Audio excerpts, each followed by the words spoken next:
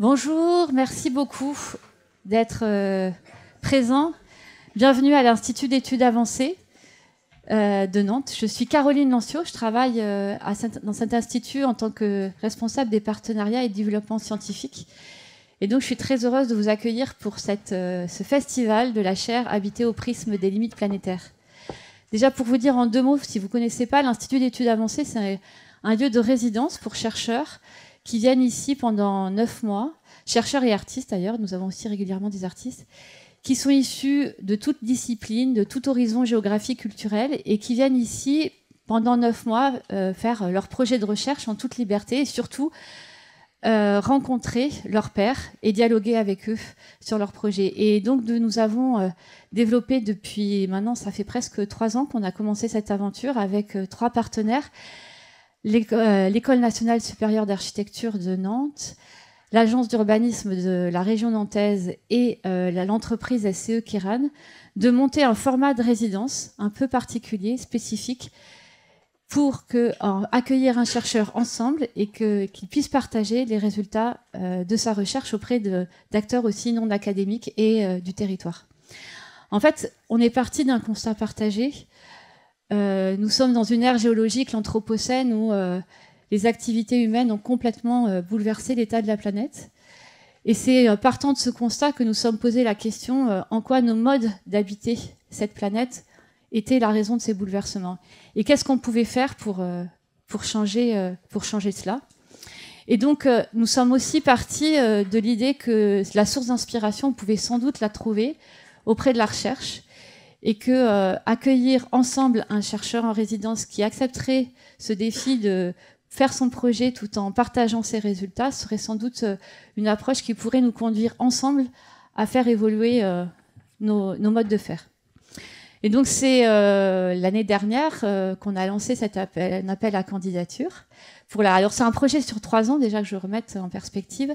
Et donc l'idée c'est d'accueillir chaque année un nouveau chercheur qui est sélectionné à la suite d'un appel à candidature. Et donc, Diego Landivar a répondu au premier appel, a été sélectionné. Et je te remercie beaucoup d'avoir répondu à cet appel, d'avoir été le premier à oser. On est ravis de t'accueillir. Donc, Diego Landivar est anthropologue, économiste. Il est enseignant-chercheur à l'École supérieure de commerce de Clermont-Ferrand et également directeur du laboratoire Origens. Et donc, il nous a proposé de venir ici en résidence à la fois faire un travail de conceptualisation, de modélisation et d'écriture de 15 ans d'enquête de redirection écologique des territoires et de partager les résultats de ces enquêtes et de poursuivre un peu la modélisation d'outils de dissémination de ces résultats auprès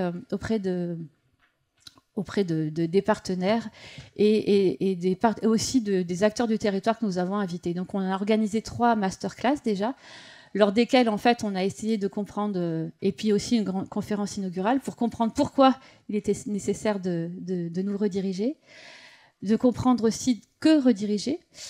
Et aujourd'hui on va plutôt aborder le comment. Le comment à la fois et aussi l'impact de cette redirection sur nos métiers, sur la façon de penser de la finance aussi autrement, et également qu'est-ce que ça peut faire aussi bouger comme dogme, notamment celui de l'attractivité. Et donc ça va être les sujets qu'on va aborder aujourd'hui. On va aussi avoir l'occasion d'expérimenter des jeux sérieux qui sont issus de ce travail sur la redirection écologique. Et je voudrais remercier très chaleureusement les personnes qui sont venues parfois de loin et bénévolement pour animer ces jeux. Céline Zwickert et Philippe Bouter qui vont nous animer et présenter le jeu Zigzag. Johan Brasier de Sinon Virgule pour le jeu 28 juillet. Et puis mes collègues... je dis collègues maintenant parce qu'on forme vraiment une équipe de la chaire habitée au prisme des limites planétaires, donc Clément Saumon, Yann Taureau-Lassalle et Lucie Renoux, qui animeront avec moi le protocole de redirection écologique. Et Diego aussi animera un des ateliers. Pour ceux qui ont vu qu'ils participaient à celui de Microdonuts, vous le ferez avec Diego. Je vous remercie beaucoup d'être tous là. Merci Diego et merci à vous d'être venus. Et puis je vous souhaite à tous une bonne journée. Juste pour dire en 2 mots, si on a intitulé ce mot Festival de la chair habité au prisme des limites planétaires, c'est sur inspiration de Diego. Parce qu'avec Diego, finalement, aborder tous ces sujets, ce n'est pas sinistre. Ça peut être joyeux. Et ça, c'est ça aussi que tu nous as appris, qu'on pouvait aussi renoncer, mais renoncer en ayant conscience de ce qu'on fait et du coup, et tout en responsabilité. Et ça, c'est important. Merci. Merci beaucoup, Caroline. Merci beaucoup pour votre présence ce matin, puis aujourd'hui. Effectivement, c'est un moment important de cette chaire qui consiste à présenter une série de résultats de travaux, mais aussi justement de pouvoir convoquer ici à Nantes ce qu'on appelle maintenant les redirectionnistes, c'est-à-dire des personnes qui se sont formées. Donc il y a beaucoup d'étudiants du master que nous avons créé il y a quelques années et qui forment vraiment à la redirection écologique.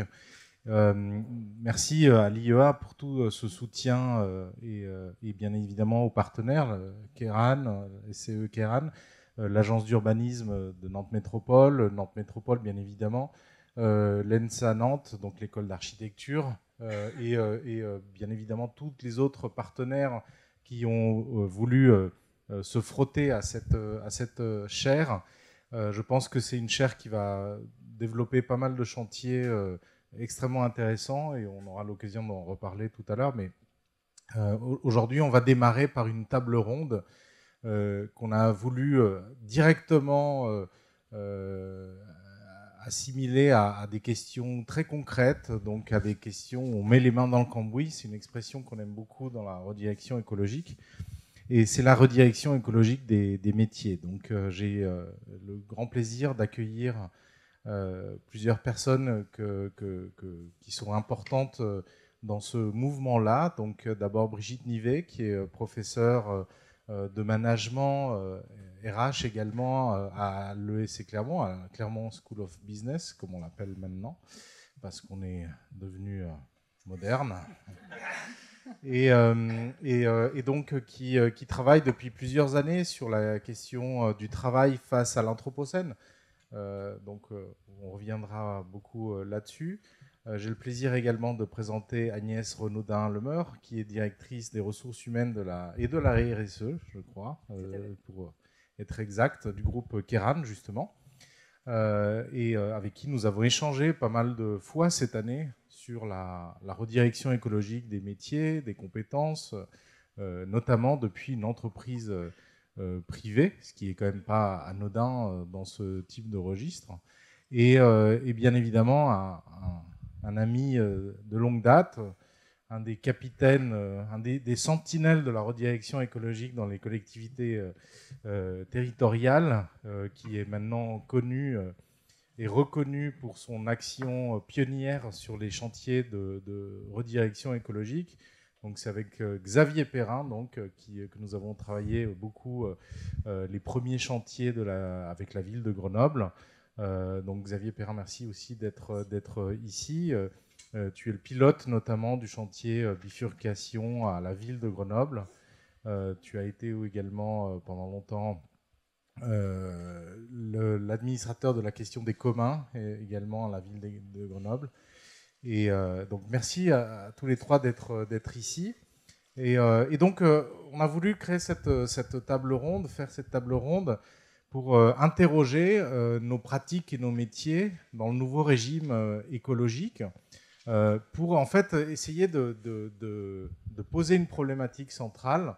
C'est qu'effectivement, si on considère que ce que nous sommes en train de vivre sur le plan climatique écologique n'est pas simplement une petite crise passagère, que ce n'est pas simplement, on va dire, une perturbation de nos modes de connaissance et qu'on pourrait totalement, avec nos compétences actuelles, résoudre toutes les problématiques du monde, mais en fait, on est obligé de penser que l'anthropocène, justement, ce changement d'ère géologique et climatique, va faire quelque chose à nos métiers, à nos savoirs, à nos compétences, à nos disciplines, à nos modes de formation également, que tout ça ne peut pas rester frigorifié ou totalement armé et impérial face aux enjeux écologiques et climatiques, mais qu'il va falloir justement réfléchir à toutes ces questions-là.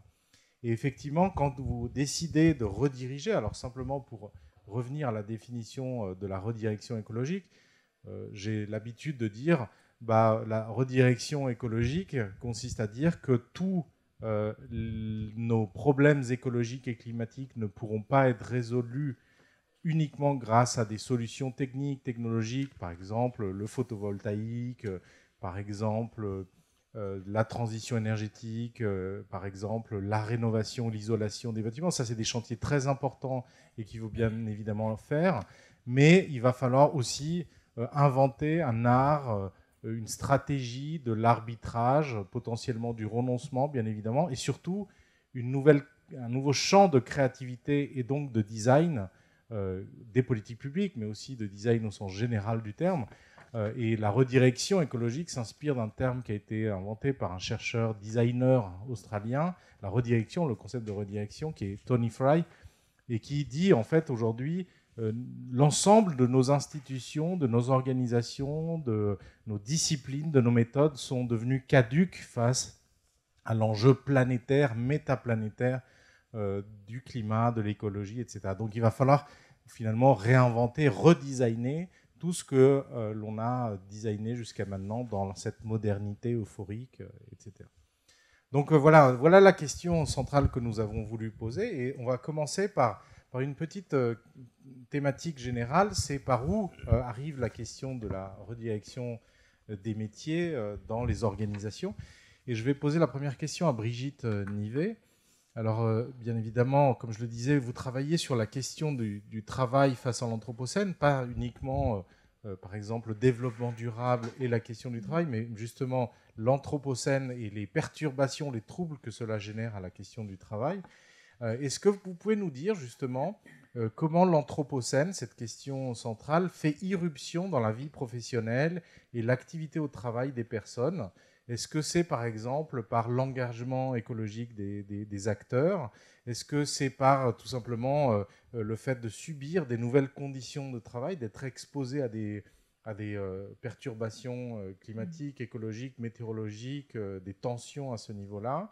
Ou est-ce que c'est par l'apport des enjeux économiques ? Est-ce que vous pouvez nous expliciter depuis votre point de vue ce premier point ?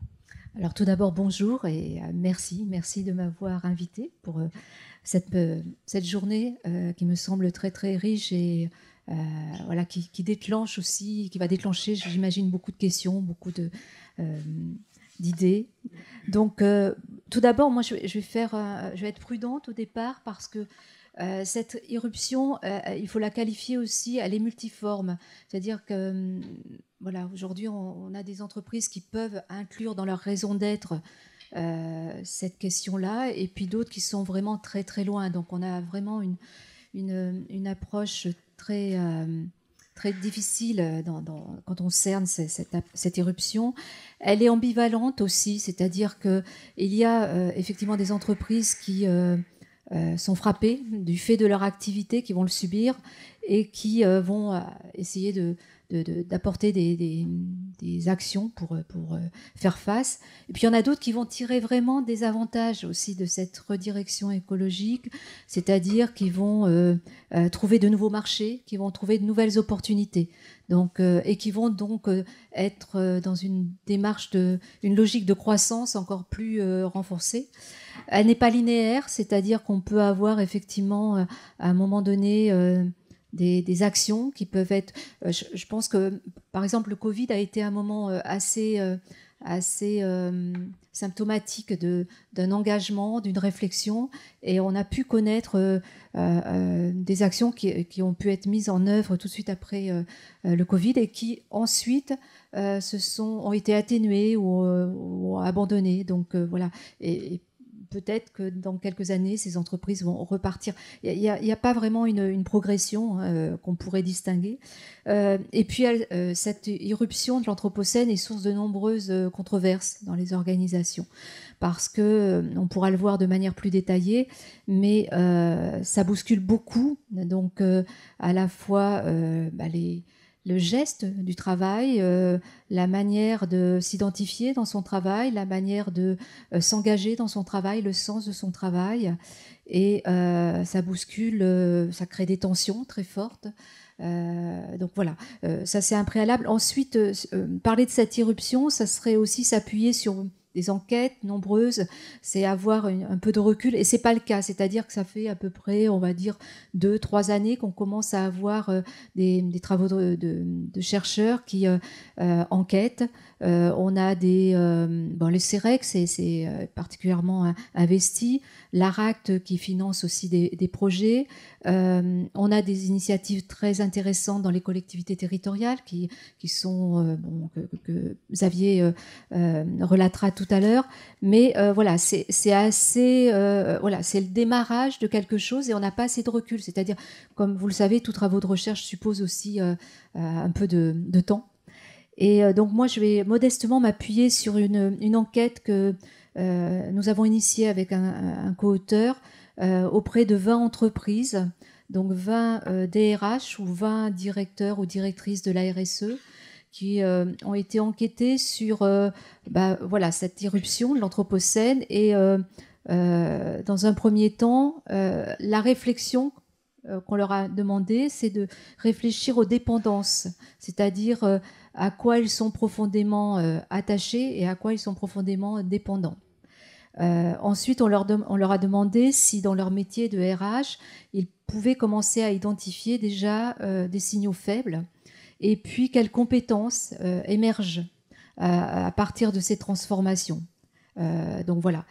Et dans ces entreprises, nous avons eu un panel très varié, donc de petites entreprises, d'entreprises, donc des PE, des PME, des ETI, des établissements de taille intermédiaire, des grandes entreprises, des grands groupes, dans tous les secteurs, donc industriel, banque, distribution, secteur médical, la distribution, oui je l'ai dit, l'énergie et les services aux entreprises. Donc ça nous donne vraiment un panel intéressant. Alors l'enquête est aboutie, mais le traitement des données n'est pas complètement finalisé. Mais je vous parlais un petit peu de certaines tendances qui émergent. Donc, à partir de cette question sur l'engagement écologique des salariés ou des individus, ça c'est absolument peu documenté. Ou tout du moins c'est assez faible. Et c'est souvent de la part des DRH une sorte d'appréhension de cet engagement de manière très, on va dire, catégorisée, c'est-à-dire on dit oui, les cadres jeunes sont inspirés, nous posent des questions, ça donne aussi une orientation dans leur trajectoire professionnelle, mais de manière assez, je pense, imprudente, on juge que les employés, les ouvriers ne sont absolument pas conscients et qu'ils ne sont pas intéressés ou pas concernés par ces questions. Et le paradoxe, quand on voit les conditions de travail, ce sont eux les premiers qui sont exposés à ces conditions de travail émanant de ces transformations climatiques et autres. Donc, sur l'engagement des collectifs, on a des collègues qui documentent ces collectifs de salariés qui s'engagent, et ils se sont fédérés, ces collectifs, ça s'appelle les collectifs, hein, vous pouvez regarder leur site, et c'est dans des grands groupes. Mais avec, on le voit, par exemple, nous, on a un très grand groupe industriel qui est concerné. Très vite, il y a une récupération de ces collectifs. C'est-à-dire, ces collectifs, à la fois leur ambiguïté, c'est qu'ils ne rebattent pas le système, ils ne mettent pas en cause le modèle, le business model, mais ils sont soucieux parce que dans leur vie personnelle, parce qu'ils ont des valeurs, ils se sentent concernés par cette question-là et ils voudraient qu'elle soit traduite aussi dans leur organisation. Mais tout ça se fait de manière peu politisée et de manière très, on va dire, contrôlée, ou au moins récupérée pour les premières observations que des collègues ont pu faire. Donc, sinon, on ne voit pas de manifestation ou lors des recrutements seulement. Les DRH nous ont exprimé que, et toujours les mêmes, ces cadres souhaitent intégrer une entreprise ou pose la question, est-ce que l'entreprise est engagée dans un processus, dans une trajectoire en termes de alors RSE, parce que souvent on passe par cette vision, la politique RSE, mais voilà, on questionne. Mais sinon, c'est vraiment peu par l'engagement individuel écologique. Les conditions de travail, oui, les conditions de travail, alors c'est souvent la chaleur. Et pour ceux qui travaillent à l'extérieur. Donc ça, c'est effectivement, bon, les travaux je vous renvoie aux travaux du CEREC qui évoquent effectivement, qui ont travaillé sur le secteur du BTP et qui évoquent effectivement des entreprises. Il y a 2 cas qui ont été étudiés, par exemple une entreprise qui intègre complètement dans sa stratégie cette question-là et qui va même au-delà de ce que les normes, la réglementation lui impose. Et puis l'autre se soumet complètement aux normes, mais déjà en se soumettant aux normes, elle va avoir un impact sur son organisation du travail et sur les relations professionnelles et sur les conditions de travail. Donc au niveau des conditions de travail, effectivement, on a aussi des organismes qui enquêtent, qui apportent des éclairages sur le plan de la santé. Un rapport avait été fait par France Stratégie en 2023, le travail à l'épreuve du réchauffement climatique. Et en fait, s'appuyant sur des études faites par l'INRS, on s'est rendu compte que la chaleur, contrairement à ce qu'on pouvait imaginer jusqu'à présent, on évoquait 28 degrés et 30 degrés à l'extérieur, 28 degrés dans les bureaux, 30 degrés à l'extérieur. Ces travaux montrent qu'on s'est un peu trompé sur ces normes et que c'est à partir de 24-25 degrés que le corps commence à générer des mécanismes de défense, surtout le cerveau, parce que c'est le premier organe qui est touché. Donc, il va y avoir une sorte de moindre attention au niveau concentration, une sorte de fatigue qui s'installe, voire un petit peu d'endormissement. Voilà. Donc, il y a des réactions, et d'autant plus, comme le souligne ce rapport, il y a, face à l'intensification du travail, face à des charges très lourdes, face à aussi au niveau des salariés, des maladies chroniques, et face aussi aux salariés précaires, ces phénomènes vont être véritablement accentués et problématiques. Donc, la conclusion de ce rapport, c'était aussi de dire tous les salariés sont concernés, pas seulement ceux qui seront exposés à ces températures à l'extérieur. Donc voilà. Et ça, c'est quelque chose qui commence à être pris en compte dans les entreprises. Malheureusement, c'est plus facile de le mettre en place pour les gens qui sont dans les bureaux, donc pour les fonctions support, parce qu'on climatise tout simplement, ce qui est comme vous le savez tous, une fausse bonne idée, mais bon.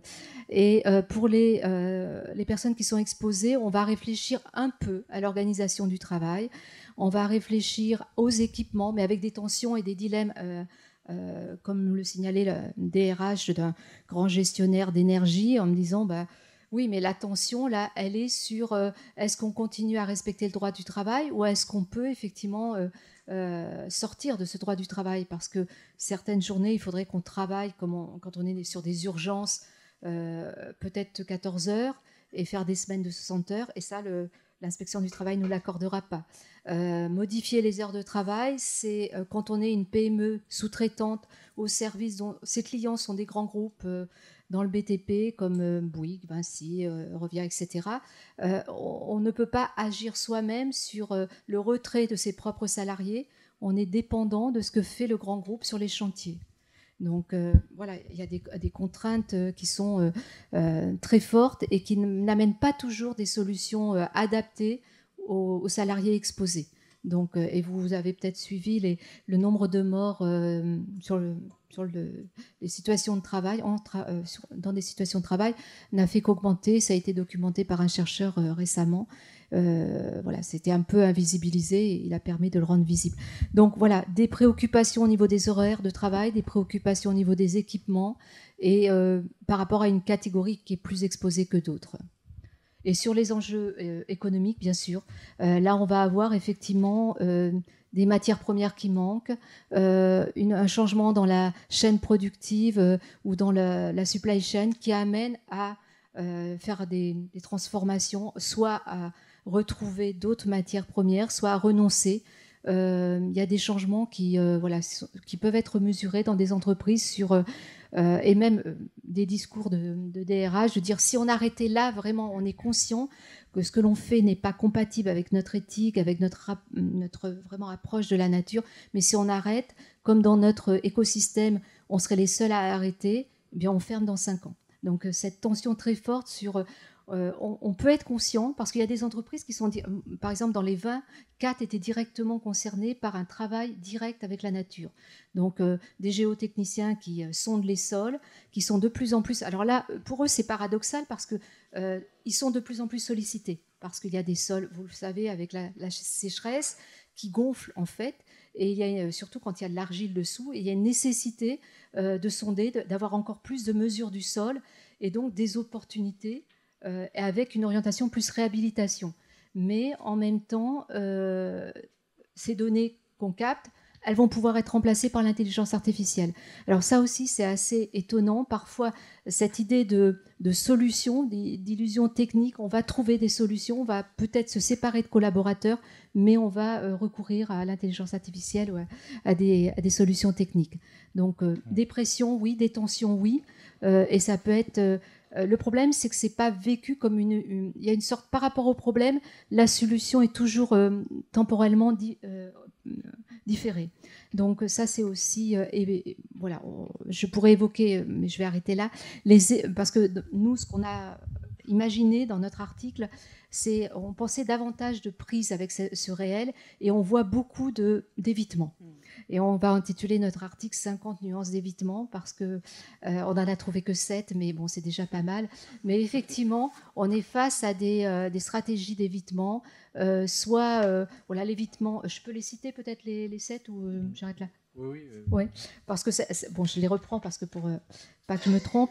L'évitement par le mérite, on l'appelle méritante, c'est-à-dire on fait déjà bien, on fait plein de choses. Nous, on est très bon là au niveau RSE, on s'occupe de la mobilité de nos salariés. Voilà, on a mis des fontaines à eau, on trie les déchets, etc. On est super là-dessus. On n'a pas de complexe.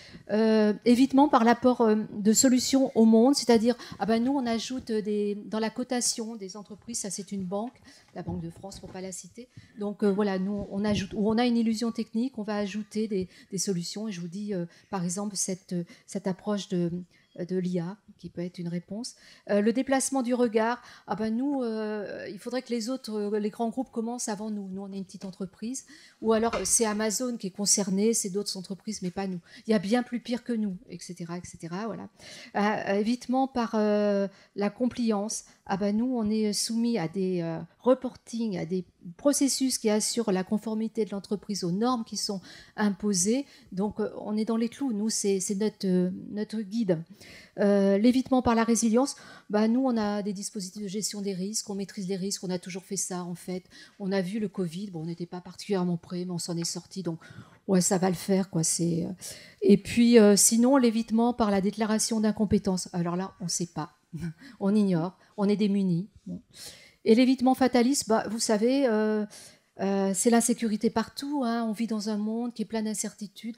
Bon, faut l'accepter. Voilà. Donc, voilà pour...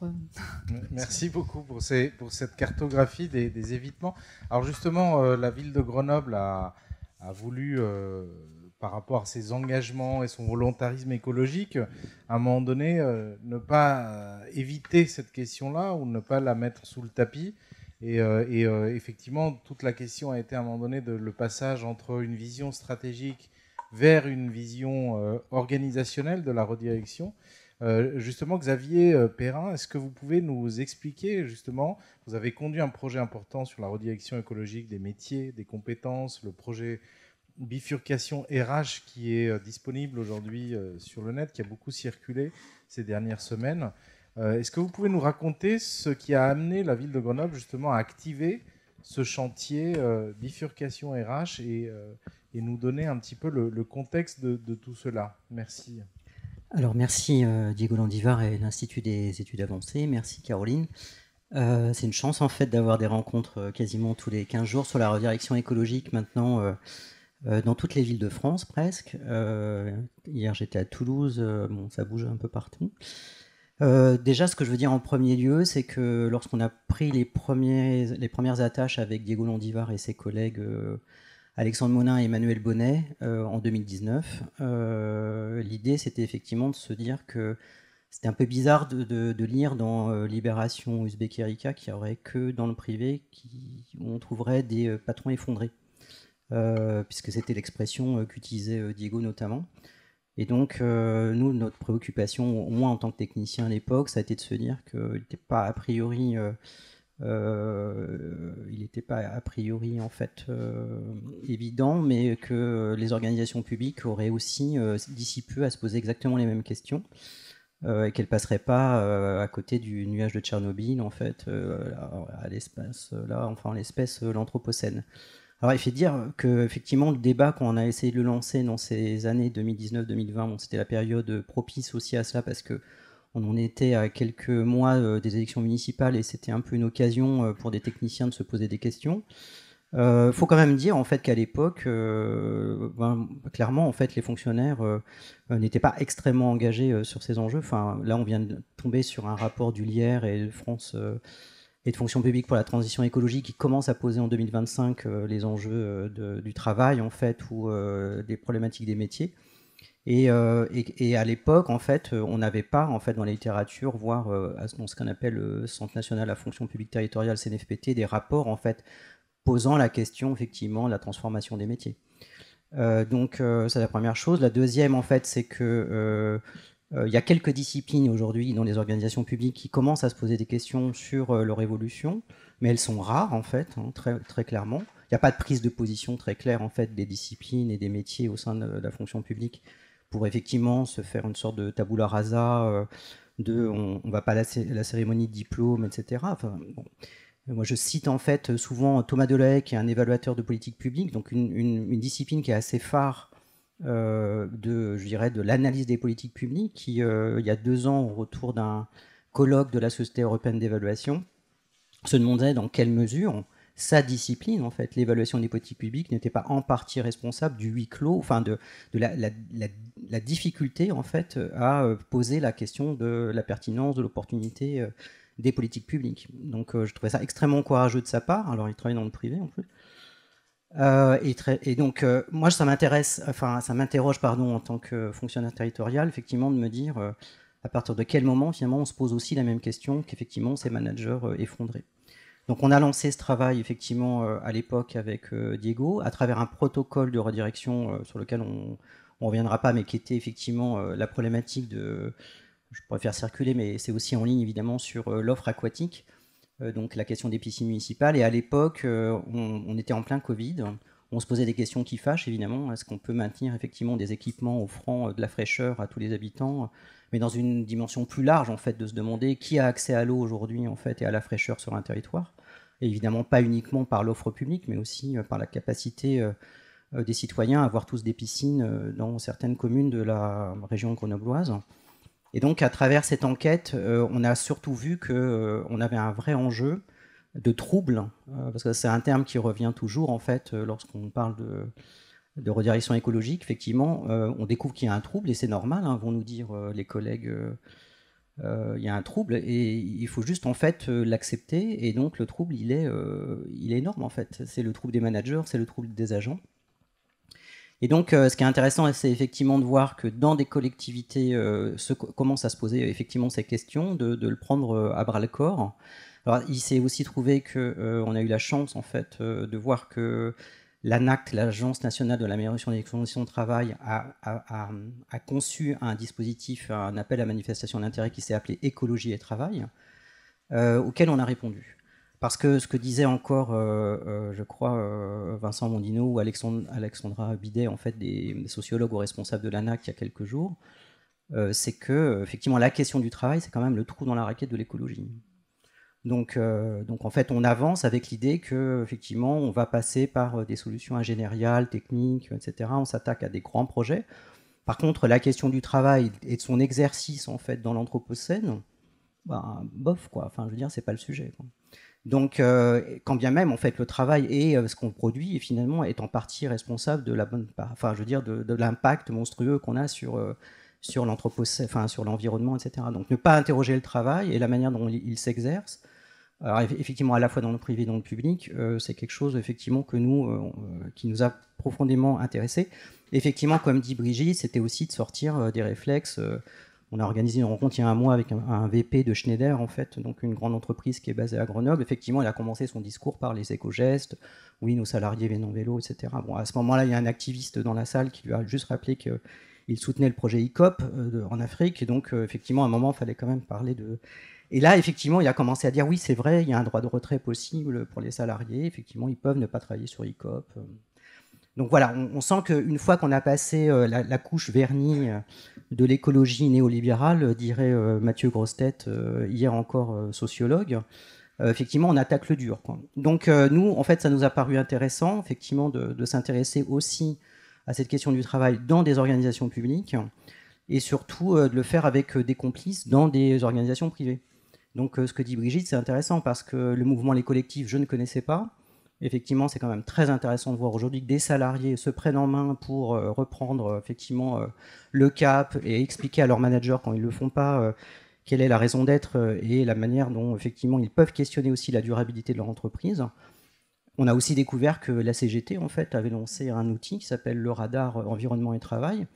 Assez intéressant de voir comment une organisation syndicale plutôt productiviste interroge aujourd'hui effectivement par un outil appropriable par les travailleurs, les travailleuses et aussi les agents, puisqu'en fait c'est développé dans des collectivités locales, et bien effectivement questionne la durabilité de leurs activités. Donc je pense qu'il y a en fait un vibrant et sain sursaut de la part des travailleurs qui savent tout, dirait Simone Weil, effectivement expliquer à leur hiérarchie quand elles ne le font pas, effectivement qu'il y a le mur qui va tomber. Et effectivement, alors dans le privé, c'est malheureux, mais effectivement, ça se décide des fois sans l'avis des travailleurs. Dans le public, c'est un peu plus gênant quand même, parce qu'effectivement, on a des comptes à rendre vis-à-vis des citoyens. Et on ne peut pas effectivement découvrir un mois ou un an avant, ou trop tardivement en tout cas, qu'on a aussi dans nos fonctions publiques et organisations publiques des problématiques assez similaires. Donc voilà, donc nous on a essayé effectivement de s'intéresser à ça, en sachant que ce qui est très intéressant avec l'approche de la redirection écologique, c'est qu'elle bouleverse de toute façon totalement la façon dont on perçoit les choses traditionnellement. On l'a vu sur des protocoles de redirection écologique, sur des politiques publiques, c'est une capacité finalement par l'apport de nouvelles disciplines, design, il y a un philosophe dans l'équipe, mais aussi effectivement des contrôleurs de gestion, etc. Donc, mais une façon complètement radicale de poser, je dirais à 360 degrés, la question d'un dispositif, en l'interrogeant sur les usages, les attachements, des choses qu'évidemment on ne questionne jamais, en fait, ou très rarement en tout cas dans les collectivités, parce qu'on pense connaître les usagers de nos équipements, mais c'est très rare. Pour avoir fait le test, j'ai été conseiller de gestion assez longtemps, et donc je sais comment finalement... à travers les piscines notamment, on l'a vécu, en fait, on a des gens qui sont responsables des publics, entre guillemets, mais finalement connaître finement les attentes, les usages, les attachements, ce qui se passe en fait au sein d'un équipement public comme une piscine, on ne le sait pas. Donc on est en train de découvrir, c'est pas grave, mais ça veut dire c'est que tout l'intérêt aujourd'hui de se poser aussi ces questions dans les collectivités, c'est que si demain effectivement il y a des problèmes de partage de l'eau qui a priori vont quand même arriver assez rapidement dans certains territoires, il va falloir quand même qu'on arrive à mieux prioriser, à comprendre effectivement les attachements, les usages et les fonctions prioritaires de nos équipements. Donc on a besoin effectivement de mener l'enquête, et c'est ça là où j'arrive, en fait, c'est que la redirection écologique, c'est une démarche d'enquête, et en ça elle est révolutionnaire, parce qu'effectivement elle fait peut-être rejaillir, enfin ressurgir ce qui a existé au 19e siècle avec les enquêtes ouvrières, où effectivement la parole était donnée aux travailleurs et aux salariés, en fait, mais effectivement qui permet aussi de faire ressurgir toutes les attentions, les complexités et les conditions de travail. Et donc là, vraiment, effectivement, on a cette capacité à se poser la question d'une manière différente. Donc nous, on a effectivement décidé de le faire, et on l'a fait avec les agents, on a fait le choix de mener ce travail. Donc il s'est effectivement appelé bifurcation RH. avec donc le soutien de l'ANACT, pour interroger les métiers qui étaient finalement les plus exposés dans différents sens du terme, c'est-à-dire des agents effectivement dévalorisés ou qui sont effectivement dans des grades de C, mais qui représentent 75% des agents, effectivement qui sont dans des conditions sociales et personnelles déjà compliquées et qui a priori vont l'être encore un peu plus à titre personnel, mais aussi dans le cadre de leur travail. La patronne, enfin la responsable RSE de la SNCF nous disait, je sais pas, il y a un an, le sujet qui l'interrogeait le plus en fait en tant que responsable RSE, c'était pas des enjeux écologiques directs, etc. C'était la capacité des travailleurs de la SNCF à venir travailler le matin. Elle le disait au moment où il y avait eu les inondations en Nord-Pas-de-Calais. Donc effectivement, l'enjeu social, en fait, il arrive, qu'on le veuille ou pas. Qu'on le veuille ou pas, parce que hier, par exemple, à Toulouse, on avait un collectif de gens précaires qui s'exprimaient sur la question de l'écologie. Des collectifs qu'on n'entend jamais, en fait, mais qui nous disaient qu'ils adoraient, en fait, l'environnement. Simplement, aujourd'hui, ils ne sont pas écoutés dans ces questions. Et effectivement, ils passent eux aussi, en fait, je dirais, dans le trou de la raquette de l'écologie un peu, effectivement, techno, quoi.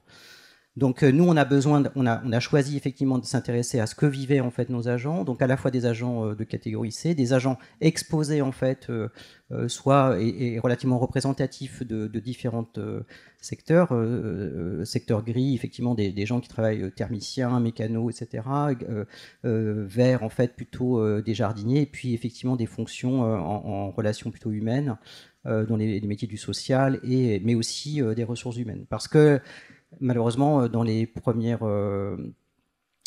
semaines, on a essayé de mener ce travail, donc on était là fin 2022. On a effectivement compris que malheureusement, les cordonniers étant les moins bien chaussés, les responsables des ressources humaines et nos collègues, qu'on avait déjà un peu tirés pour répondre à cet appel, en fait, nous expliquaient qu'évidemment, ils n'avaient pas le temps, mais en plus, on se rendait compte qu'ils n'avaient à leur disposition quasiment aucun document de prospective et de réflexion sur la transformation des métiers, pourtant en tension, en fait, et en danger, en fait, dans les collectivités. Une étude prospective en 2022 du CNFPT et une étude régionale. Donc, on s'est dit qu'en fait, il fallait qu'on soit effectivement très attentif à ces personnes, dont le métier principal au sein des organisations est quand même d'accompagner l'ensemble du reste des agents. Et donc on a choisi 3 métiers, préventionnistes, agents de recrutement et de formation, parce qu'on sentait qu'il fallait qu'ils soient là. Je reviendrai dans une deuxième partie sur le contenu. Et puis ce que je veux dire aussi, c'est que nous, au sein de la fonction publique, on a un principe qu'on a un peu oublié qui s'appelle la mutabilité. C'est un des 3 principes des lois de Roland, qui veut simplement dire qu'on doit effectivement faire évoluer nos organisations.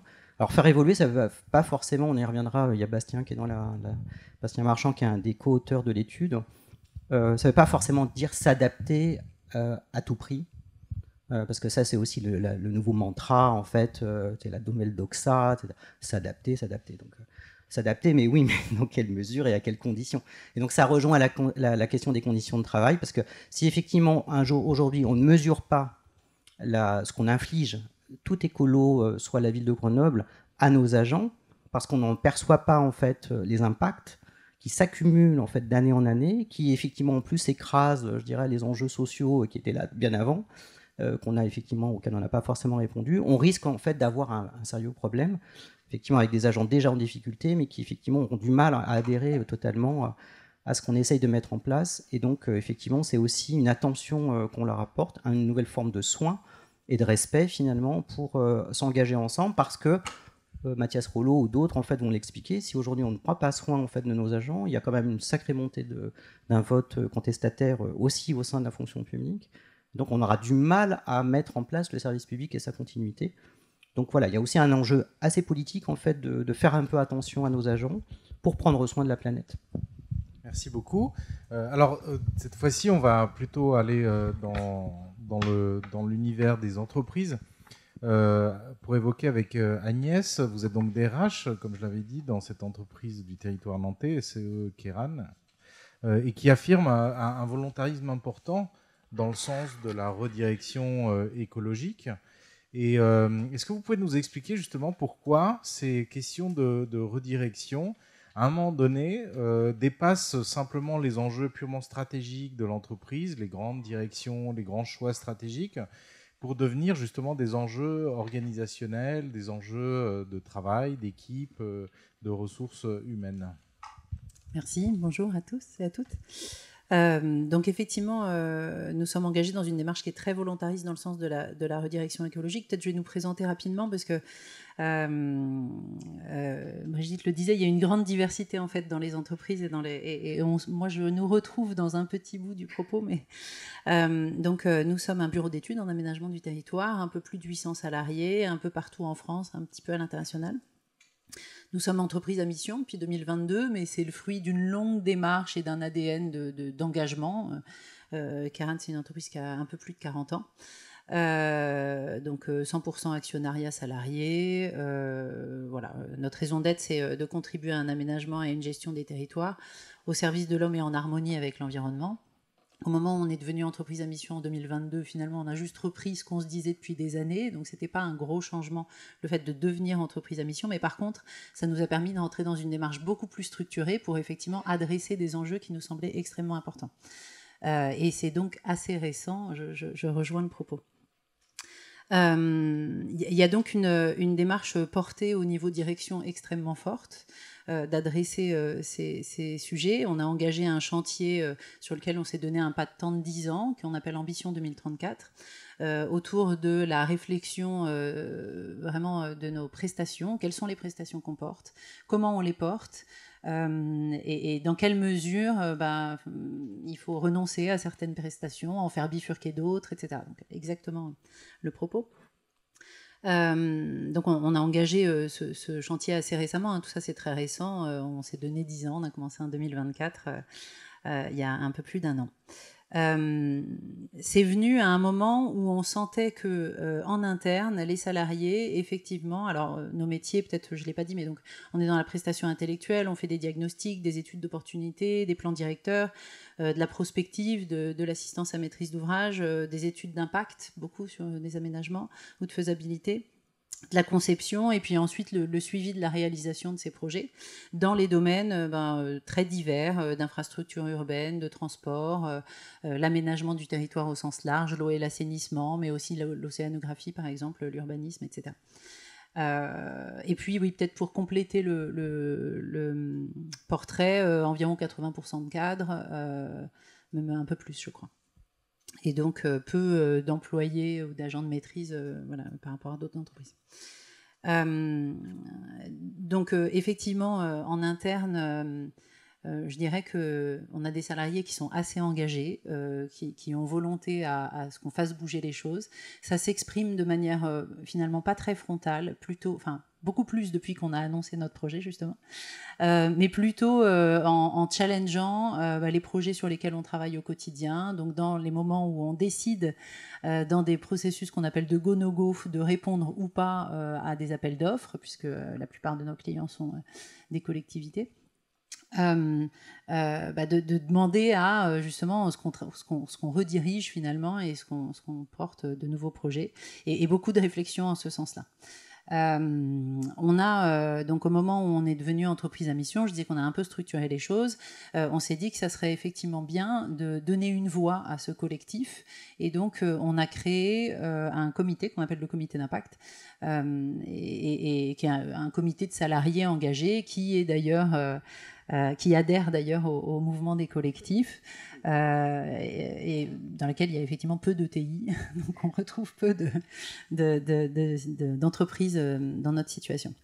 Et j'y reviendrai peut-être après, dans un deuxième temps, sur ce comité d'impact, etc. Mais donc, ce que je veux dire, c'est qu'il y a une espèce de rencontre entre une volonté des salariés, en tout cas d'une majorité de salariés, et puis un projet de direction porté de manière très très forte à faire évoluer nos prestations, etc. Et donc, c'est comme ça qu'arrive, on est avant tout sur nos métiers, enfin, nos enjeux, nos projets, ce qu'on porte. Et donc de manière assez directe, on se pose la question de quels sont nos métiers aujourd'hui, quels seront les métiers de demain, qu'est-ce que ça implique dans nos métiers. L'enjeu pour nous, c'est plutôt des enjeux de compétences et de connaissances. Est-ce qu'on a les compétences pour pouvoir porter ces enjeux de demain? Ça, c'est le premier enjeu. Le deuxième, il est plutôt au niveau économique. Est-ce qu'il y a un marché? Est-ce que c'est pérenne et durable, effectivement, d'adresser ces questions-là? Comment le financer, etc. Sur la partie compétences, on a une diversité de métiers qui est extrêmement large. On a un peu plus d'une 50aine de métiers à l'échelle de notre structure, donc d'expertise, je dirais. Et selon le moment du projet où les compétences s'expriment et donc les métiers s'expriment, la réalité est complètement différente. Pour les personnes qui travaillent en amont sur de l'assistance à maîtrise d'ouvrage, sur de la prospective, etc., on a envie de se dire que finalement, il n'y a pas grand-chose à rediriger. Au contraire, ils vont pouvoir avoir une position privilégiée pour accompagner les changements. Et donc, c'est quelque chose qu'on est plutôt en train de renforcer. De l'autre côté, quand on est plus sur de la maîtrise d'œuvre et qu'on accompagne la réalisation des projets, là, finalement, le projet, il est déjà très, très défini. Et donc, on vient apporter une expertise technique sur un projet précis. Et l'enjeu est plutôt là, c'est comment est-ce qu'on arrive à accompagner les clients pour faire différemment, et dans les solutions techniques, on l'a un peu dit, mais aussi dans la manière dont on se positionne vis-à-vis du client pour faire changer les choses, sachant que tout est très réglementé et qu'il n'est pas toujours évident de faire bouger les choses. Et donc là, on touche et à des connaissances ou à des compétences techniques très précises. Quand je travaille sur de l'aménagement urbain, jusqu'à présent, on aménageait de telle manière. Ma connaissance en matériaux de construction, elle va plus être appelée demain, mais je vais avoir besoin d'une autre connaissance. Et comment est-ce qu'on accompagne nos salariés à développer ces connaissances? Donc, c'est un premier point, mais quelque part, il y a quelque chose de très technique, qui appelle à la formation, etc. L'autre enjeu qui est beaucoup plus fort pour moi, c'est un enjeu de posture. C'est qu'il ne faut pas du tout avoir la même posture face aux clients. Et ça, c'est une formation ou un développement de compétences qui se fait sur le temps long, qui est complexe, sur lesquels il nous faut beaucoup de moyens pour accompagner ça, et qui est particulièrement important, et qui est limite un peu, en tout cas aujourd'hui pour nous, difficile à poser de manière précise et donc à décliner très opérationnellement et organisationnellement. Et ça interroge les formations des personnes qui nous rejoignent, leur expérience jusqu'à présent, la manière dont ils vont travailler, etc. Voilà. Qu'est-ce que... après, donc notre enjeu, c'est la granulométrie, et donc notre difficulté, nous, à accompagner tout ça de manière très diversifiée dans l'entreprise et donc à bien identifier. Il y a un enjeu, je disais, de posture, mais aussi dans le dialogue client ou dans la création d'un écosystème et la manière d'embarquer un écosystème qui n'est pas une posture qu'on a l'habitude d'avoir, hein, où on est plutôt dans une posture d'expert, où on va répondre à une problématique client bien précise. Donc là, ça embarque des choses complètement différentes. Et nous, au niveau RH, on sent qu'on nous remonte des crispations qui n'existaient pas avant, ou en tout cas de manière bien moindre, quoi. On a fait une enquête au moment où on a lancé notre projet d'ambition 2034, et justement, le dialogue client est quelque chose qui est ressorti de manière très très forte, comme finalement déjà assez inexistant dans les retours, comme si le client, alors que c'est pour le client qu'on travaille, il n'était pas conçu par nos experts, en fait.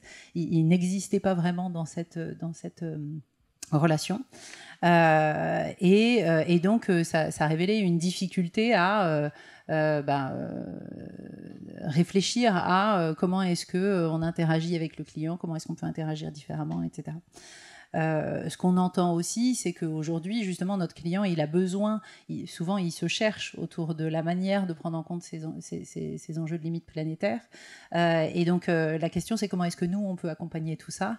Et ça embarque des enjeux et d'acculturation, qui demandent quand même des moyens très, très forts, et de l'ensemble des équipes. Donc, on travaille sur des projets, on lance des choses, mais on est souvent limité par nos moyens financiers. Encore une fois, de posture face aux clients, et d'être dans une posture de dialogue, de réflexion, d'échange. Donc cette notion du dialogue professionnel, tant en interne que avec l'ensemble des parties prenantes avec lesquelles on travaille, comment est-ce qu'on façonne ce dialogue professionnel, comment on se positionne à l'intérieur de ce dialogue professionnel, c'est un vrai enjeu pour nous, sur lequel il y a quelque chose qui commence à se dessiner, mais qui est à réfléchir. Ouais. Merci beaucoup Agnès. Alors, je vais revenir peut-être à Xavier.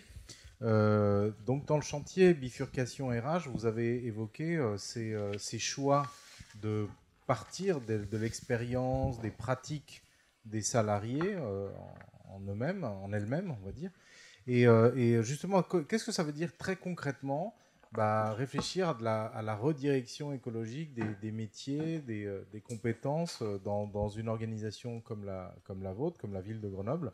Est-ce que vous pouvez nous donner, par exemple, un exemple, une illustration qui nous donne à voir à la fois les tensions et en même temps les possibilités de redirection qui ne sont jamais faciles, justement, parce que parfois elles engagent des affects, des attachements très forts, des modes d'action professionnelle, des habitus, diraient les sociologues aussi. Est-ce que vous pouvez nous expliquer un petit peu avec des illustrations comment ça se passe ? Alors, effectivement, concrètement, cette enquête, puisqu'en fait c'est une démarche effectivement un peu au long cours, c'est un travail vraiment ethnographique. Elle vise à effectivement faire avec, par et pour, on va dire, les agents. Et donc ça a été recité tout à l'heure, hein, tu as dit, je crois, John Dewey. Enfin, cette approche pragmatiste en fait de l'enquête, elle se base vraiment sur une immersion. Donc ça veut dire qu'effectivement ça suppose du temps. Donc ça on pourra y revenir tout à l'heure, mais c'est aussi un enjeu de ressources.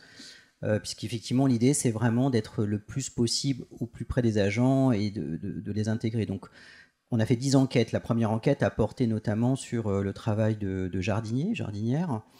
Et donc la collègue qui effectivement à l'époque était en stage, puis maintenant est renfort au sein de la ville, effectivement pointait avec les jardiniers, faisait les mêmes tâches qu'eux et était finalement intégré à l'équipe pour effectivement mener son travail. Alors qui était effectivement un peu expérimental, hein, parce que effectivement l'enquête c'est aussi ça, hein, on ne sait pas vraiment où on va, hein, ça c'est un point aussi très important sur lequel on pourrait aussi revenir.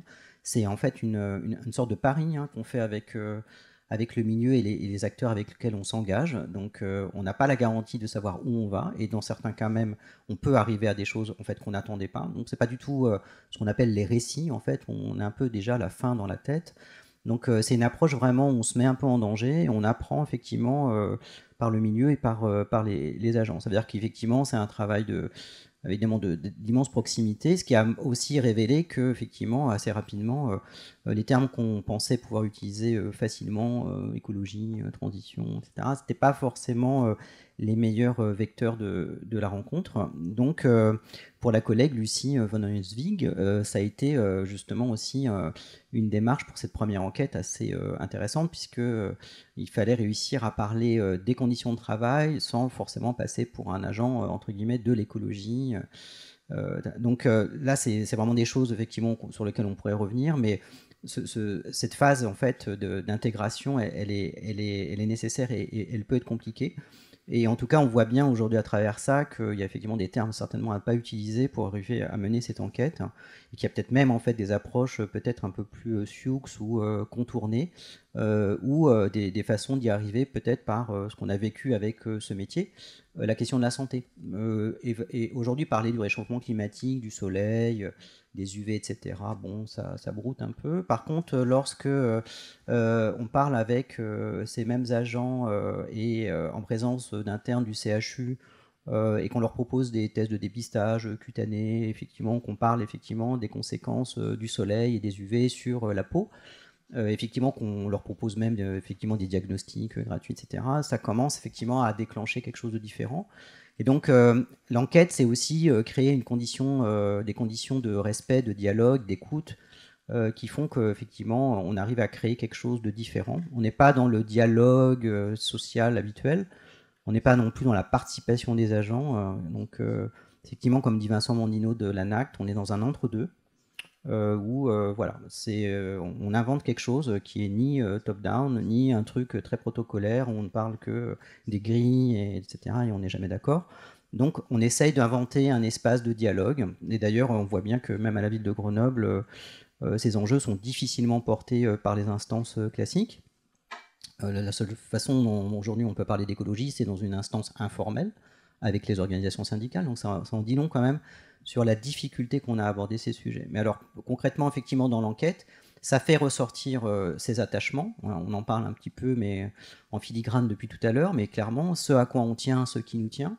Alors, clairement, pourquoi j'exerce le métier, comment, pourquoi je viens au travail, qu'est-ce qui m'attire dans ce travail, etc. Et là, on a Alors une floraison en fait de représentations et de choses qu'on n'avait pas forcément dans le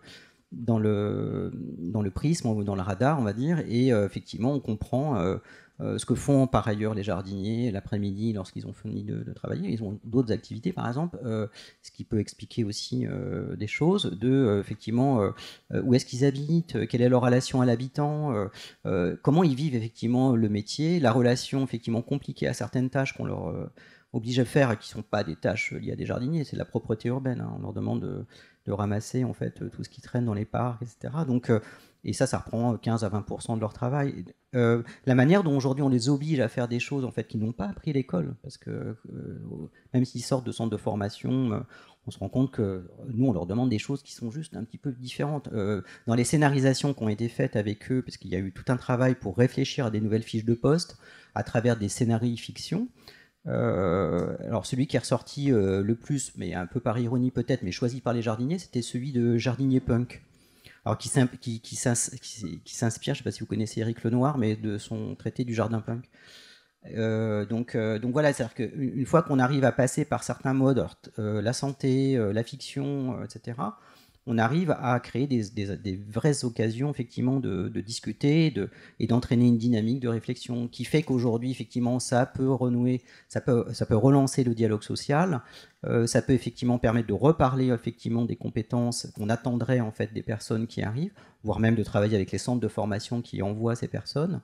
Ça permet effectivement aussi de se faire plaisir en faisant venir des conférenciers sur effectivement aujourd'hui la nature en ville, etc., pour montrer qu'effectivement ce sont peut-être, c'est un peu une expression de moi, mais les gardiens des biens communs de la ville, hein, parce qu'a priori ils s'intéressent à l'eau, la manière dont il va falloir l'économiser dans la ville, ils s'intéressent à la biodiversité plus que d'autres, ils s'intéressent au sol, ah oui, c'est quoi ça, bah oui, c'est important, et ils s'intéressent effectivement peut-être à l'agriculture urbaine. Alors, c'est quatre déjà facettes qui font que s'il y a peut-être un seul métier à garder, c'est peut-être celui-là finalement. Donc finalement, non mais est-ce que derrière cette question de l'enquête, c'était aussi effectivement redonner un petit peu de boost et de peps en fait à un métier dévalorisé, parce que finalement aujourd'hui on les voit, ils sont avec des gilets jaunes ou des trucs bien floqués, mais c'est un métier en fait qui attire pas tant que ça, qui est pas attractif. Ça c'est aussi un des vrais problèmes en fait de certains des métiers de la fonction publique, c'est qu'ils n'attirent plus pour diverses raisons.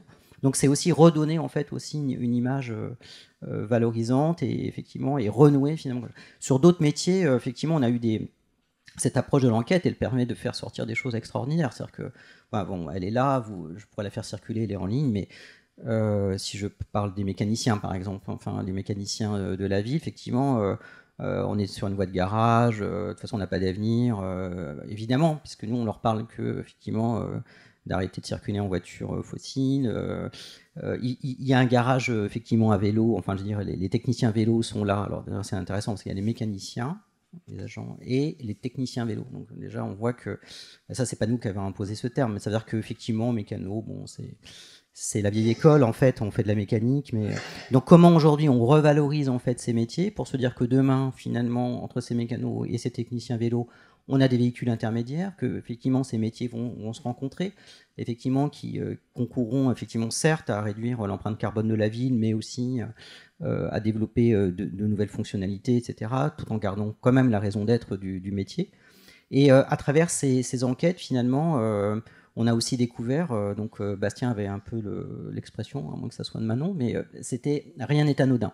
Donc je l'ai un peu dit tout à l'heure, c'est que on a pris l'exemple de la transformation des bacs de la restauration scolaire qui sont passés en gros du plastique à l'inox, donc chose évidemment fondamentale.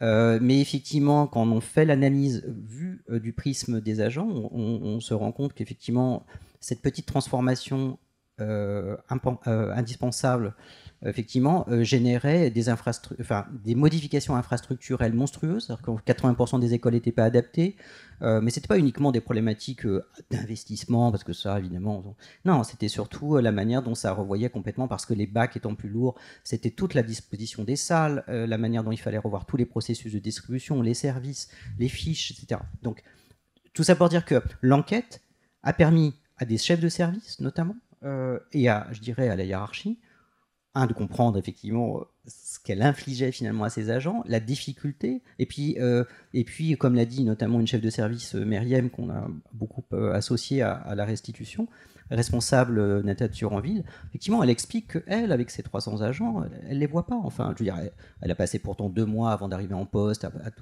mais finalement, elle passe par un moult niveau de cadre d'encadrement intermédiaire, etc. Et donc, elle n'a pas, en fait, ce retour, quoi. Donc, l'enquête, c'est aussi permettre, finalement, au top management et à ceux qui sont un peu en dessous, effectivement, de comprendre, en fait, ce qui se passe concrètement. Et donc, c'est quoi le travail, en fait? Comment il est exercé et dans quelles conditions? Et donc, aujourd'hui, c'est pour nous, en tout cas, c'est ce qu'on a proposé, c'est effectivement de réussir à systématiser ce type d'approche, et qui a permis aussi à des fonctions support, effectivement, d'aller sur le terrain, des responsables formation qui se mettaient à s'asseoir sur des engins de chantier, etc., pour concrètement comprendre ce qui s'y passait, quoi, et pas simplement, effectivement, plaquer une offre de formation. Merci beaucoup, Xavier, c'est très clair. Et justement, je voulais poser la question à Agnès.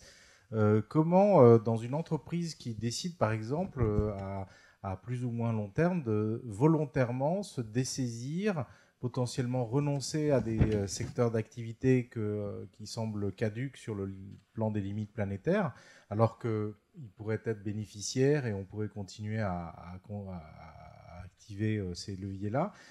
Parfois, donc, ces renoncements vont se traduire par des mises en trouble, justement, des salariés. Comment vous arrivez à gérer ça? Comment activer des mécanismes qui permettent justement de prendre soin des salariés lorsqu'on décide des redirections à plus ou moins long terme? Alors, on n'a pas encore toutes les réponses, évidemment. Il y a un premier point qui est important et qui ressort effectivement pour moi, c'est la concertation, le fait d'être dans l'enquête, d'aller... mais c'est quelque part ce que je disais pour moi sur le dialogue professionnel, quoi. C'est remettre au cœur de notre quotidien de travail ces temps d'échange et de dialogue. Dialogue dans le sens un peu à l'instar du dialogue social, où on peut être entre direction et représentants du personnel dans une sorte de confrontation pour un mieux-disant social à la fin. Et donc, pour moi, c'est un peu dans ce sens-là. Donc, le dialogue n'est pas toujours simple et facile, et effectivement, il peut y avoir des frictions. C'est parfois cette notion de la controverse aussi, et d'oser porter cette controverse, et en tout cas de l'inviter dans le temps de l'entreprise. Donc c'est vrai que nous on essaye de mettre des espèces de bulles en fait de concertation ou de discussion, de dialogue dans des cadres très très divers. Je parlais tout à l'heure du comité d'impact. On a proposé à un certain nombre de salariés volontaires. On a dit qui a envie de travailler sur ces sujets-là. C'est une gouvernance complètement différente d'une gouvernance d'entreprise. Vous choisissez vos sujets, vous choisissez comment vous avez envie de travailler. On vous donne un budget temps, un temps sur votre temps de travail. Vous faites ce que vous voulez. Et moi, en tant que directrice RSE, je suis une animatrice, mais je ne vais pas regarder le résultat et je ne suis pas là pour juger ou cadrer ou encadrer. Ce qui génère premièrement parfois des situations parfois un peu inconfortables parce que ils n'ont pas pensé à certaines choses, ils n'ont pas communiqué en amont, et donc ils se confrontent à voilà, des difficultés. Mais c'est comme une sorte d'expérience pour tout le monde. C'est pas toujours entendu comme tel dans l'entreprise, mais pour moi, on avance petit à petit. Donc là, au bout de 3 ans, ça fait quelques mois qu'on est dessus, mais ils sont en train d'écrire un mandat du comité d'impact pour cadrer justement la manière dont ils fonctionnent, nos relations ensemble, les typologies de sujets, les libertés qu'ils peuvent prendre, etc. Et puis le deuxième point, c'est qu'on voit que comme c'est un collectif très, très, très divers, très représentatif de l'ensemble de l'entreprise, le lien qu'ils ont en commun, c'est d'être salariés. Et donc, ils vont travailler sur des sujets un peu RSE, la mobilité, le numérique responsable, quels sont nos équipements numériques, qu'est-ce qu'on mange, les intrants de notre cantine, etc. Ce qui peut sembler effectivement un peu annexe. Parfois, moi, me frustre un peu en me disant, mais bon, le sujet n'est pas forcément là. Mais en fait, moi, j'y vois quelque chose déjà de très fort dans le fait de faire cette expérience, travailler ensemble, prendre ce point commun, en fait, qui est d'être salarié dans cette entreprise. Et puis, un sujet qui semble mais vous l'avez dit tout à l'heure avec la SNCF, la mobilité et les déplacements domicile-travail, c'est quand même fondateur dans notre rapport au travail aussi. Et donc, ils ont proposé par exemple une charte mobilité. Ils nous ont challengé sur quand est-ce qu'on prenait l'avion pour se déplacer, pour aller voir nos clients ou en interne pour nous rencontrer, venir aux formations, etc. Ils nous ont fixé un cadre fort qui était de dire on ne prend plus l'avion en France métropolitaine, en tout cas plus quand on est sur des trajets qui peuvent se faire en moins de 6 heures. Ça paraît pas beaucoup comme ça, mais ça veut dire qu'on mobilise 1 à 2 journées de travail pour aller et revenir quand on est salarié à Marseille et notre siège est à Nantes. Donc ça a un impact très fort quand même sur la manière dont on travaille. Et puis l'étape d'après, dans laquelle on commence à être maintenant, c'est que on a réduit l'avion, on a transformé les petits trajets par des trajets en vélo, mais on va se retrouver maintenant sur les déplacements en véhicule. Là, on vient interroger nos prestations. Est-ce qu'on continue à aller voir nos clients sur une zone géographique large, etc. Pourquoi est-ce qu'on a ces clients? Quelles sont les conditions de travail des personnes qui travaillent comme ça? Parce que ça veut dire souvent partir à la semaine en enquête client, dormir à l'hôtel tous les soirs. Est-ce qu'on a envie de continuer à faire ça dans les engagements qu'on a, etc. Donc, des sujets qui paraissent au début peut-être un peu moins proches des enjeux vraiment de redirection, finalement, ils viennent aussi attaquer ça, et ça, c'est extrêmement intéressant. Et puis, ce qu'on découvre aussi, c'est que finalement, cette notion, on fait de plus en plus des ateliers où on fait une enquête en amont, et dans le collectif du travail, soit une équipe, soit un domaine métier intersite, on vient fournir les résultats de l'enquête, et on anime plutôt des ateliers de discussion et d'échange, justement parfois un peu de controverse autour de ces sujets-là. Et de manière, on l'a fait au moment du lancement de notre chantier stratégique, en disant finalement quels sont les projets sur lesquels vous travaillez, quels sont les projets à impact positif, quels sont les projets à impact négatif, quels sont les freins pour faire évoluer les choses pour vous. Et rien que dans une même équipe, voir les différences de point de vue entre est-ce que l'enjeu c'est le client, est-ce que l'enjeu c'est le fond du projet, est-ce que certaines radicalités qui peuvent s'exprimer, la manière dont d'autres se retrouvent challengés par cette radicalité dans leur quotidien, c'est extrêmement intéressant. Merci beaucoup. C'est également extrêmement clair et palpable. Pour finir, Brigitte, si vous pouvez aussi nous revenir sur quelque chose qui vous tient très à cœur, c'est de penser la question du travail au-delà justement d'un prisme purement gestionnaire d'une ressource humaine.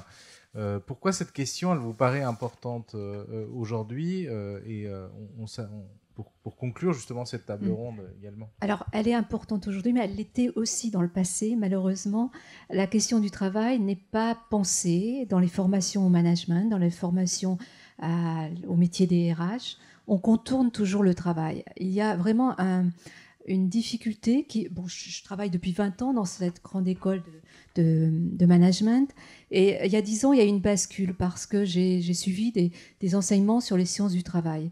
Et c'était vraiment ça. Il y a eu vraiment une révélation, c'est-à-dire que cette question du travail, en fait, elle est abordée que de manière très partielle, uniquement sur les résultats, c'est-à-dire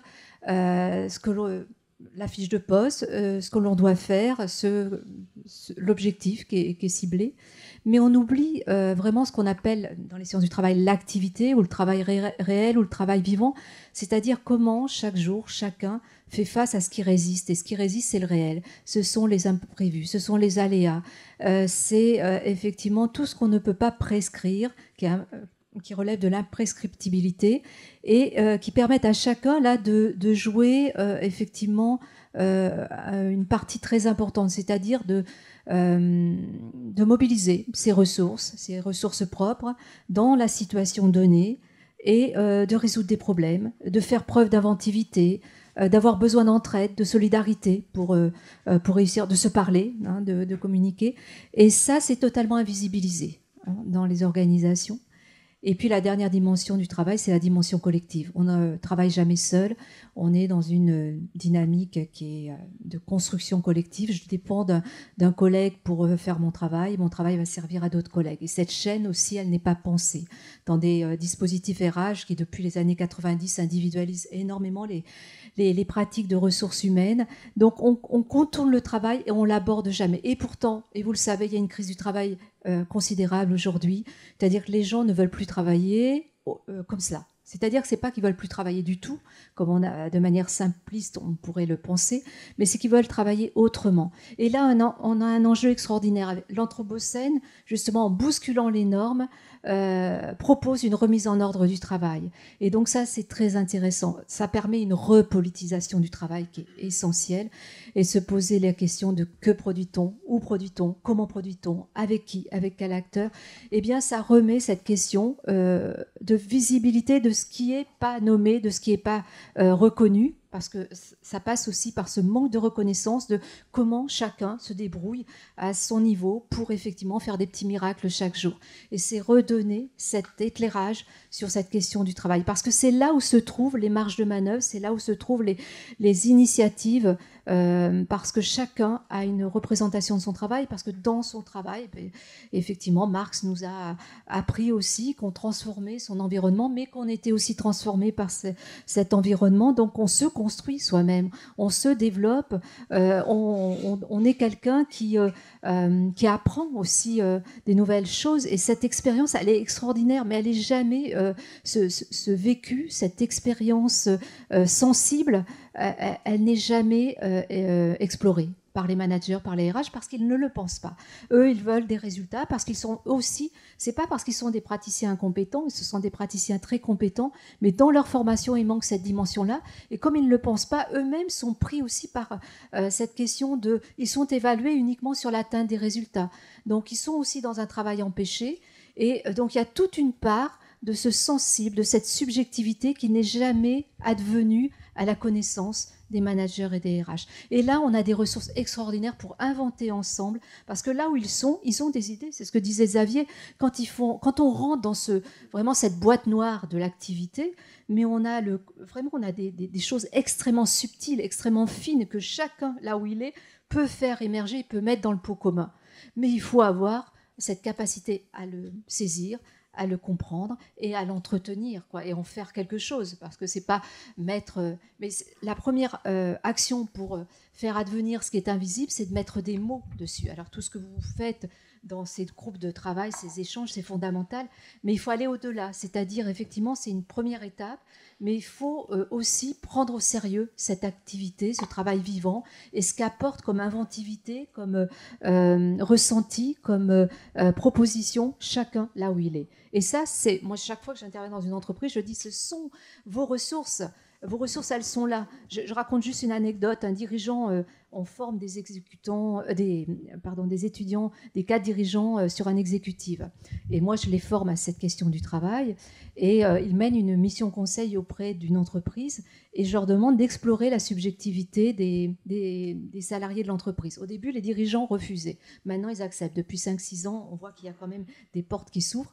Et on faisait la soutenance de ce travail, et un dirigeant les écoutait, et puis à la fin, je lui dis, que pensez-vous de ce travail?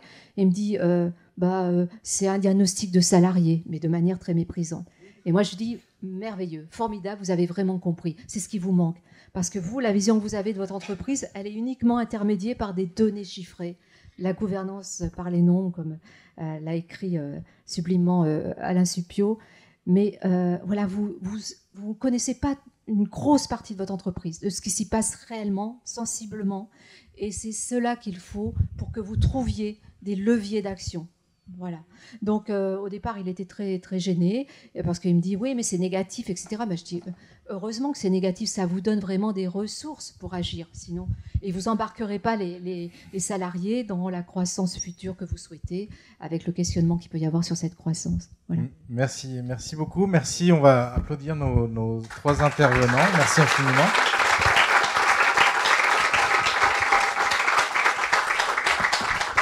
Et comme on a un planning et un menu chargé pour la journée, je vais laisser Caroline nous expliciter la prochaine étape, qui est donc la session sur les jeux sérieux de la redirection écologique. Plus ou moins sérieux, parce qu'il y a des jeux un peu rigolos. Donc vous avez tous et toutes, je crois, vous êtes toutes et tous inscrits pour un des ateliers. Est-ce que par hasard, parmi vous, il y en a qui n'auraient pas un atelier? Tout est bon. Donc là, en fait... Alors... Venez vers moi. C'est hyper... Je suis pas au bon endroit. Donc en fait là l'idée c'était de prendre une micro-pause si vous voulez bien pour qu'on puisse vraiment commencer les ateliers à 10h45, sinon on risque d'être un peu en difficulté. Donc, de rejoindre vos ateliers respectifs. Donc il y a ceux qui font l'atelier Zigzag, donc qui explorait la redirection écologique à travers la sobriété foncière. Vous allez au 4e étage, vous allez passer par l'escalier. Ceux qui vont faire le 28 juillet et donc qui vont explorer justement nos limites planétaires, qui en France, c'est la 28 juillet étant la date limite à laquelle, après laquelle nous dépassons notre quota de ressources planétaires. Ce sera au 2e étage, salle du Conseil. Et enfin, ceux qui se sont inscrits au protocole de redirection écologique, ce sera à la salle B qui est au rez-de-chaussée derrière l'amphi. Voilà. Donc, et Microdonut qui sera également à la salle A au rez-de-chaussée. Voilà, juste avant la salle B. Donc, on s'est d'accord, une micro-pause. On essaye tous d'être 10h45 dans nos salles respectives. Et à tout de suite alors.